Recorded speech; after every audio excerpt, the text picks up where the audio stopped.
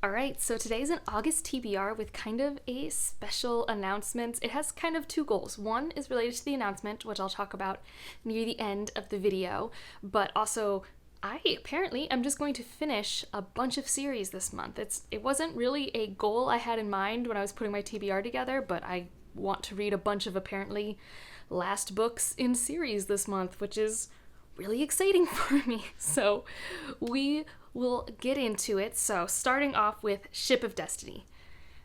It didn't happen in July. July was a good reading month, like actually quality-wise, fantastic. But like I just didn't read that much because I went on vacation for like a week and a half.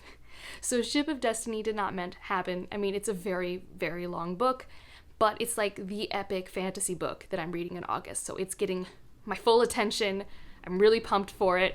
So that is the third book in the Live Ship Traders series. If you're new here, I do have reviews and spoiler chats for the first two books. I really love it, so I'm really excited, nervous to see what Robin Hobb has in store for me for that one. Another third book that I will be working on this month is The Stone Sky by N.K. Jemisin. I have been rereading the Broken Earth trilogy this summer as part of a read-along with Chloe at Thistleverse. I am so pumped. There are so many answers to questions that I have forgotten the answers to in this book. I'm so excited. And then I'll have to like figure out how to at all put my thoughts together for like a series review. I've never reviewed this series on my channel. I just love it so much, which makes it even harder to talk about for some reason. But I'm getting to this one. I can't wait. It's also, you know, the blue-green color palette. It's the prettiest to me of the books. It's not my favorite, maybe. I don't know. How does one pick a favorite in the Broken Earth trilogy? I don't know. So, another series I want to finish. I am currently reading Escaping Exodus by Nikki Drayden. And spoiler alert for when you see my wrap-up, I'm loving it. I'm, like, adoring this book. So, I have Symbiosis. So, why not read it? This is the sequel to it. Although I do think originally Escaping Exodus could be read as a standalone. I don't know yet because I haven't finished it. But I have Symbiosis. I love Nikki Drayden's writing and storytelling. So I want to read this, and then I think there's one other novel out by them that I can pick up. And so I think it's called Temper or something. And then I think I've unfortunately read all the novels by Nikki Drayden. But yeah, I mean, they're great, just like short science fiction and like, but also so compelling and cool. Escaping Exodus has been fantastic. So the premise of it is that you have this group of people, this civilization no longer lives on Earth. They live within these creatures that travel through space, and they have to basically, they use up these creatures every 10 to 15 years and have to keep going. And so we're following this kind of transition period, and we get to see the complexities of the class systems and the culture, and we have 2 point of views from different parts of that structure. There's kind of like a forbidden romance situation with that. Oh, it's been fantastic. Like, absolutely so much fun, which is why I cannot wait to pick up Symbiosis.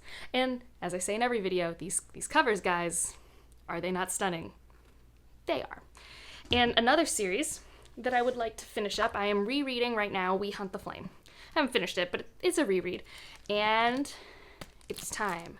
I tried to read We Free the Stars. Oh, this is so shiny. I will give you guys a picture. I tried to finish We Free the Stars, or even start it back in March, but March is probably my like worst reading month of the year in terms of like me wanting to read and like the quality of what I was reading. So I wanted to pause We Free the Stars after like 7 pages. I'm like, I'm not feeling it. I need to re-experience We Hunt the Flames. And I am excited to get back into this one. And hopefully I can coordinate it if Tome Topple is happening in August with that, because that would be ideal for a prompt. I'm like trying to think ahead. Normally, there's a Tome Topple a season, and the summer one is normally in August, I think. I'm still so new to BookTube. But that would be ideal, because it's a tome that I started in a previously Tome Topple, and I never get to fulfill that prompt. So it would be ideal for that. And I think those are all the series that I'm working on. No, never mind. There's one more, Illusionary. I have this on my Kindle. I'm actually hoping to start it at the end of July. I also have the audiobook, so I can do like a immersion read. That's what people call it, when you can listen and read at the same time. Or I could just read it. It's on my Kindle. I'm really excited to finish up this duology as well. So that'd be fantastic, right? Like just finishing off the series, it would feel really good. It wasn't a goal, like I said, when I put this TBR together, but it's what happened. And then I have the book for my Patreon pick. They vote for a book every month, and they picked, and I'm so excited, guys, A Natural History of Dragons by Mary Brennan. I am so excited. This was a birthday present from kind of two of my friends. They each sent me a copy, so it's from both of them, from Kayla from Crack Into a Good Book and Jocelyn from Yogi with a Book. I'll have their channels down below. They are wonderful booktubers, and I loved The Mask of Mirrors, which Mary Brennan's one of the authors of, and I adored the novella. I can't remember its name anymore, but I really adored a novella I read by Mary Brennan. I will put it on the screen real quick because my brain is just like not there. So this is the very popular series by Mary Brennan, and I'm really excited to pick it up and see what I think. I have read the prologue in the past, and I really was interested in that like authorial voice, so I have really good feelings about this. I cannot wait. So this is what they voted for. I'm very excited. This is like a new series that I will be starting. And then I have a couple arcs I need to get to. I need to get to The First Light, which is a new sci-fi trilogy by Casey Berger. I have the first book, and this is a series that, if I like it, the next two books come out in the following months. So the first book comes out in September, and the second book's October, etc. That would be incredibly exciting. So I have that one to read. And then I have another Zoraida Cordova, The Inheritance of Orcadia Divina. This is, I think, a standalone adult fantasy, and I am so pumped. I think it's based on Ecuadorian magic, potentially, like in folklore. I'm not positive if that's the country. I do believe Zoraida Cordova is Ecuadorian. Regardless, I am so pumped. It seems like it's going to be one of those types of more introspective fantasies that I am going to just really love. So, those are all the things, I think, that I'm supposed to read. And now for, like, the special, like, announcement / things that are suddenly on my TBR because of that.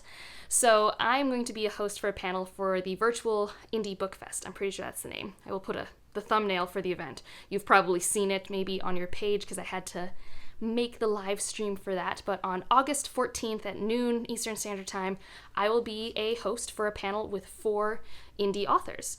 And so I have 4 books that I should read before that. And I can easily do that before the panel. 2 weeks for 4 books is simple for me, and also not all of these are that long. They all look really cool. I briefly was looking at synopses to like get myself pumped up.